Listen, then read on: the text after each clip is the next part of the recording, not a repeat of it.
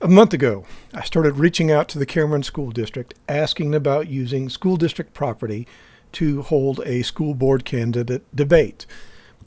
I knew that it was an option, but I didn't know the process and couldn't find the policies. I asked multiple times, but I never received an answer. At the January 16th school board meeting, Dan Kercher announced that there would be a school board candidate debate. Let me play that for you.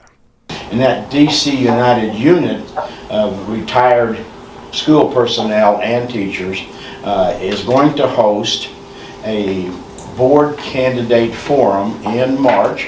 We'll be notifying all of the candidates, try to get a date where all five can make that forum. It'll be open to the public. I'll talk to Dr. Robinson. We can use the Goodrich Auditorium. Okay. This is not a hypothetical idea. He has had the opportunity to talk with Matt Robinson to get the approval to do a school board candidate debate, which I'm thrilled about. We need one. We didn't have one last year. We should have. I'm excited about it. But I asked. My questions about getting a candidate debate going and using the school property have been ignored. When did Dan ask this question? Did Dan complete the required forms? Well, I have that answer for you too. Because the school district likes to play shenanigans, I asked a very specific question in my sunshine law request. I asked to inspect the document that Dan Kercher completed to be able to get permission from Matt Robinson to be able to use school district property to host that candidate debate. This is the answer that I received. This answer came after Dan Kercher announced to the public that there will be a candidate debate because he has already received approval from Matt Robinson. Mr. Gilbert, the district has not yet received a completed form from Dr. Kercher required by Board Policy KG. Prior to the approval of the use of the facilities, a form will be required.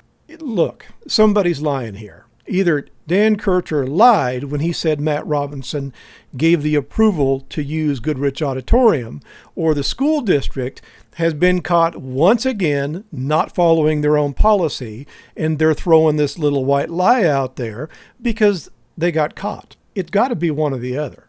Dan didn't say that he is hoping to be able to host the debate after he gets approval. He told us that the debate is going to happen and that Matt Robinson had approved the use of Goodrich Auditorium.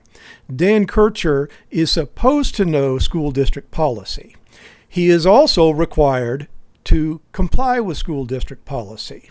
Mr. Robinson is also supposed to know and comply with district policy. They told me I had to complete the form. They gave Dan Kercher permission to use school district property without the requirements of that form. They are selectively enforcing their school district policy on me while waiving it for people that they like, for Dan Kercher. So what are the odds here that they were ignoring my request for information about holding a candidate debate because they were scrambling so that they could hold their own? They don't want me to be able to pick the moderators. They don't want me to be able to pick the questions. They want some form of control about it. Look, I have no reason, I have no proof of that. It's just me speculating. But how convenient is it?